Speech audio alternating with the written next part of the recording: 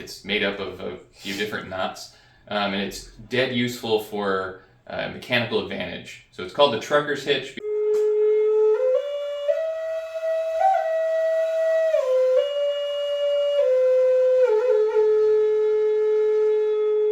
Because before we had ratchet straps, truckers, people who hauled stuff on vehicles, needed to tie stuff down. And if you've ever tried to tie stuff down, you know that it's hard to get it really tight when you're just using square knots and stuff like that. So the trucker's hitch is a way that you can get a 2-to-1 mechanical advantage. Fancy language for you pull twice as far, but you get twice as much force. So it's kind of like a lever, but with rope. You know, the whole saying, give me a lever long enough, I'll move the world. So usually I would use this in a situation where I'm tying something down. Sometimes you can use it if you're putting up a ridge line. You want the ridge line to be really tight, like tighter than you could pull it yourself. You get some mechanical advantage, great between two trees. I don't have two trees here, so we're gonna do up and down and say, this is a 50-pound kettlebell on the floor, and we're gonna try to lift it up. Hang it up on the ceiling here.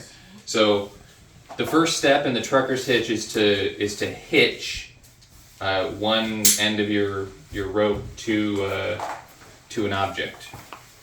You know, on your truck it might be the side post or something, or a tree. So I'm gonna hitch this up to the top, and I'm just gonna do little 2 half hitches because it's easy and will come out easy later. Doesn't matter what hitch you choose, as long as it holds, it will work. It's actually not exactly 2 half hitches. Okay, and then this is a pretty long line, but we'll deal with it. The next step is to go around your next object. You're going to try to bring these 2 points together. The important thing about your second object, and I should have talked about this before I tied off, is the rope's going to need to slide on your second object. So probably choose the tree that has the smoother bark for your second object. But it'll work either way. So we're going to go around the second object.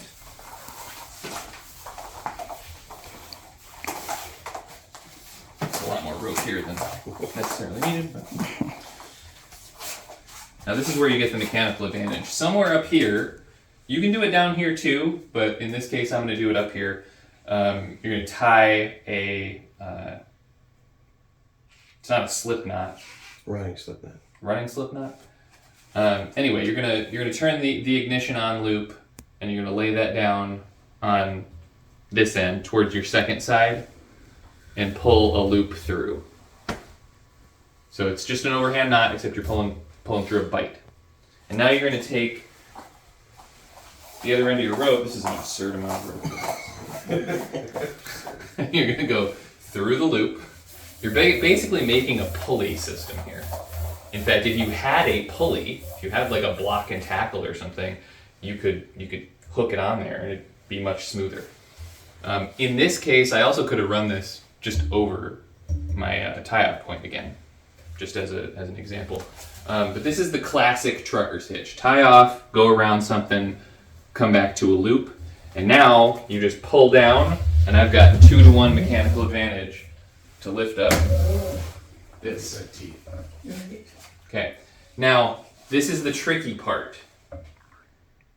It's going to want to come undone as soon as you let go of this, right? There's a lot of pressure here. So what you do is you bring these together and you pinch.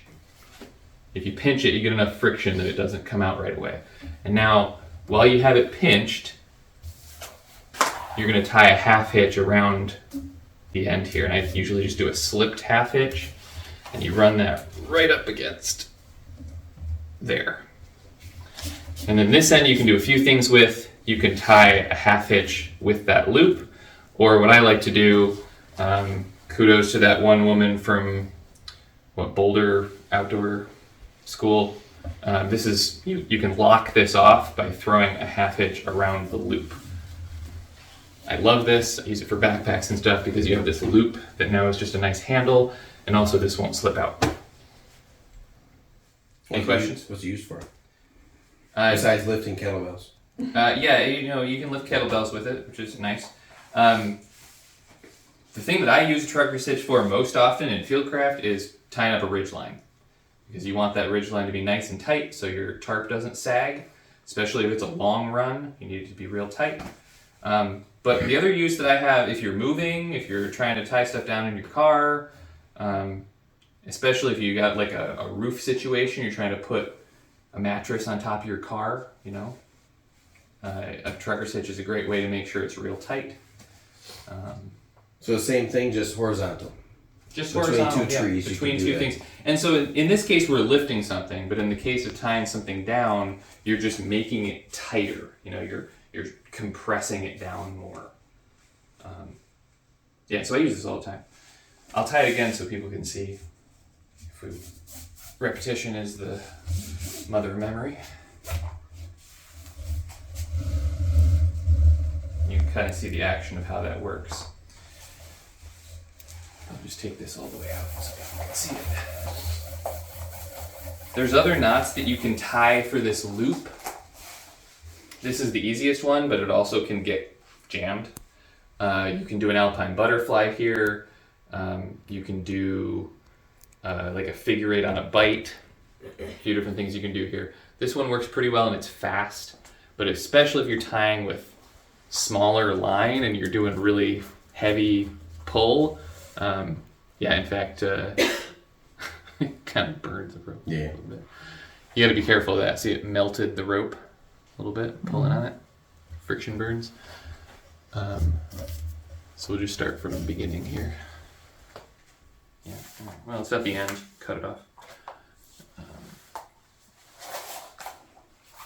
Start from the very beginning. So you first anchor to one side.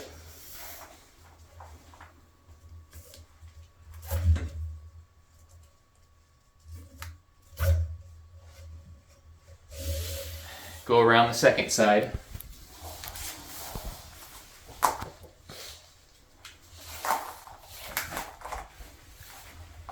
Tie your loop.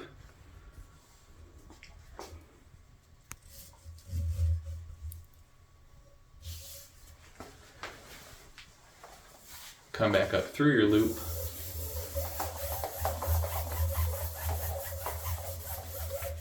Oh, the other thing I use this for is for hanging up clotheslines.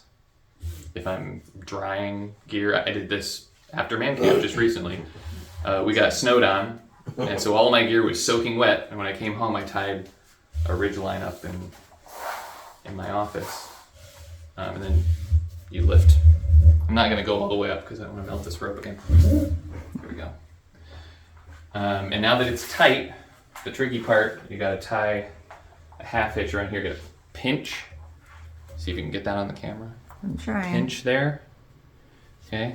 And then we're going to throw. You can tie the half hitch around both sides if they're real close together and you can't get through them. It doesn't work quite as well, but it'll work.